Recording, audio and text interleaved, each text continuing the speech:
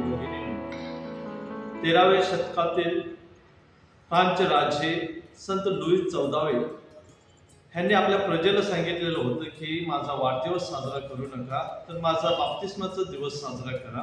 तर बाप्तिस्मा संस्काराद्वारे आपण सार्वकालिक जीवनाकडे वाटचाल करत असतो. आपण स्वर्गीय राज्याकडे वाटचाल करत असतो, स्वर्गाच्या वैभवात प्रवेश करत असतो. म्हणून त्यांनी सांगितलं की माझा वाढदिवस साजरा करू नका, तर माझा बाप्तिस्माचा दिवस साजरा करा. आणि त्यासाठी त्याने बर्थडेच्या दिवशी लोकांना पार्टी दिली नाही, तर बाप्तिस्माच्या दिवशी लोकांबरोबर हा दिवस मोठ्या आनंदाने उल्हासाने साजरा केला. या अनुषंगाने आणि या धर्तीवर आधारित आपले दिवंगत पोप फ्रान्सिस ह्यांनी एक कॉन्फरन्स घेतलेलं होतं. आणि या कॉन्फरन्समध्ये ह्या मीटिंगमध्ये जे लोक जमलेले होते त्यांना प्रश्न केला, कोणाला आपला बर्थडे माहिती आहे? सर्वांनी हात वरती केले, कारण सर्वांना त्यांचा बर्थडे माहिती होता.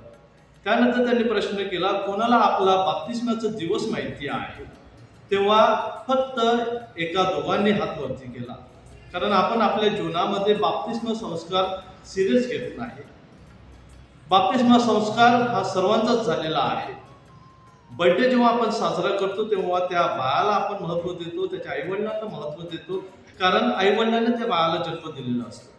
परंतु बाप्तिस्मा संस्कार जेव्हा आपण साजरा करतो तेव्हा त्या बाळाला, त्याच्या आईवडिलांना आणि त्याच्या धर्म आईबापाला म्हणजेच गॉड पॅरेंट्सला आपण महत्त्व देतो, इम्पॉर्टन्स देतो. कारण त्या बाळाला त्या आध्यात्मिक जीवनामध्ये वाटचाल करायची असते, त्या बाळाला धर्मामध्ये वाढायचं असते. त्या बाळाने अंधकाराचा धिक्कार केलेला असतो आणि प्रभू येशू ख्रिस्त जो प्रकाश आहे त्याचा स्वीकार केलेला असतो, त्या प्रकाशामध्ये त्याला वाढायचं असतं. आज आपण प्रभू येशूचा स्नान संस्कार हा सोहळा साजरा करतो. स्नान संस्कारामध्ये आपलं मूळ पाप धुतलं जातं. तसं पाहिलं तर प्रभू येशू ख्रिस्ताने कोणतं पाप केलं नव्हतं, त्याच्या काही मूळ पाप नव्हतं. मग प्रभू येशूने बाप्तिस्मा काय घेतला?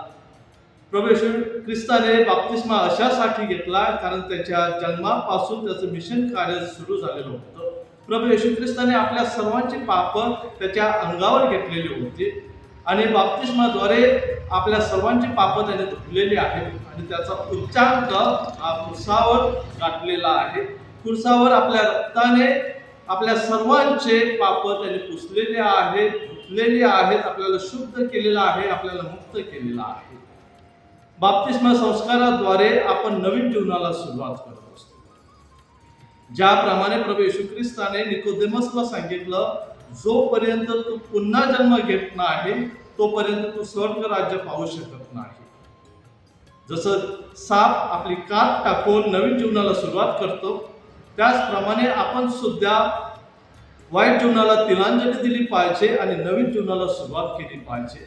बाप्तिस्मा संस्कारामध्ये आपण सैतानाचा धिक्कार करतो, आपण सैतानाचा पोकळ आश्वासनाचा धिक्कार करतो, येशू ख्रिस्ताला अंगीकारतो, येशू ख्रिस्ताला परिधान करून येशू ख्रिस्ताप्रमाणे जीवन जगण्याचं आपण अभिवचन देतो. आपण वाईट जीवन सोडून चांगलं जीवन जगण्याचा निर्धार करतो. प्रभू येशू ख्रिस्ताने बाप्तिस्मा संस्कार घेतला तेव्हा आपल्याला समजून येते की खुद्द देवाने मानवाकडून बाप्तिस्मा घेतला. कारण प्रभू येशू ख्रिस्त हा देवाचा पुत्र होता आणि त्याने त्याचा अग्रदूत योहान बाप्तिस्ता ह्याच्याकडून बाप्तिस्मा घेतला. ज्या योहान बाप्तिस्ताने सांगितलेलं होतं की त्याच्या पायतानाचा बंध सोडण्यास मी लायक नाही, त्याच प्रभू येशू ख्रिस्ताने बाप्तिस्मा घेण्यासाठी योहान बाप्तिस्ताच्या पायतानाखाली तो वाकला, तो नम्र झाला.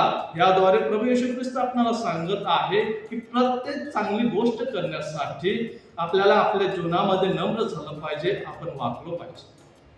झुकेगा नाही, वाकणार नाही, ही वाईट प्रवृत्ती लक्षणं आहेत. म्हणून आपल्याला जीवनामध्ये वाकावं लागेल. महान होण्यासाठी लहान झालं पाहिजे. देव जर मानवापुढे वाकला असेल, नम्र झाला असेल, तर आपण सुद्धा देवापुढे वाकलं पाहिजे, झुकलं पाहिजे, नम्र झालं पाहिजे. आपण एकमेकांबरोबर आणि समोर नम्र झालं पाहिजे. तीच तर आपली प्रगती आहे. प्रभू येशू ख्रिस्त याने बाप्तिस्मा घेतला तेव्हा शुभवर्तमान सांगते की आकाश उघडलं आणि कबूतराच्या रूपाने पवित्र आत्मा प्रभू येशू ख्रिस्तावर संचारला. पवित्र आत्मा आपणाला सक्षम आणि सबळ बनवते. जे काही मानवाला अशक्य आहे ते पवित्र आत्म्याला शक्य आहे. आणि म्हणून हा पवित्र आत्मा आपल्याला सामर्थ्य देत असतो, आपल्याला शक्ती देत असतो. प्रभू येशू ख्रिस्ताच्या मरणानंतर जे शिष्य घाबरलेले होते, भयभीत झालेले होते, त्याच शिष्यांवरती पेंटेकॉस्टच्या दिवशी पवित्र आत्मा अवतरला. तेव्हा ते सबळ झाले, सक्षम झाले आणि त्या प्रभू येशू ख्रिस्ताची सुवार्थ सांगण्यासाठी सज्ज झाले, प्रभू येशू ख्रिस्तासाठी मरण्यासाठी तयार होते. हाच पवित्र आत्मा प्रत्येक साक्रामेंटामध्ये आपल्याला मिळत असतो. जेव्हा गुरुदीक्षा असते, ऑर्डिनेशन असते, तेव्हा बिशप आणि तिथे उपस्थित असलेले सर्व धर्मगुरू उमेदवाराच्या डोक्यावर हात ठेवून पवित्र आत्म्याचं दान आणि वरदान मिळण्यासाठी त्या उमेदवारावरती प्रार्थना केली जाते. आणि पवित्र आत्म्याचं दान आणि वरदान मिळवून हे नवनिर्माचित धर्मगुरू तो आपलं कार्य दिलेलं आणि जबाबदारी दिलेलं पार पाडण्यासाठी सक्षम असतो. हाच धर्मगुरू तो सबळ होतो आणि आपल्या जबाबदाऱ्या पार पाडतो. त्याचप्रमाणे माझ्या प्रिय बंधू भगिनींनो, प्रत्येक ख्रिस्ती भाविकांना हा पवित्र आत्मा दिलेला असतो. कारण आपलं जीवन हे वाईट आणि चांगल्या याचं संघर्ष आहे. वाईटावर मात करण्यासाठी हा पवित्र आत्मा मदत करत असतो. आपल्यामध्ये जो पवित्र आत्मा आहे तो तेवढ ठेवण्यासाठी आपल्याला प्रार्थनेच्या इंधनाची गरज आहे. आपण प्रार्थना करून पवित्र आत्म्याचं ऐकून जे चांगलं आहे तेच आपल्या जीवनात केलं पाहिजे. जेव्हा प्रभू येशू ख्रिस्ताचा बाप्तिस्मा होता तेव्हा आपल्याला दिसून येते की पवित्र आत्मा त्रैक्याचं दर्शन घडत असतं. कारण परमेश्वर पिता आकाशातून बोलतो की हा माझा परमप्रिय पुत्र आहे, याचं तुम्ही ऐका. आपण ह्या बाप्तिस्मा संस्काराद्वारे एक परमेश्वराशी नवं नातं जुळवत असतो. परमेश्वर आपला पिता होतो, आपण त्याची लेकरं होतो.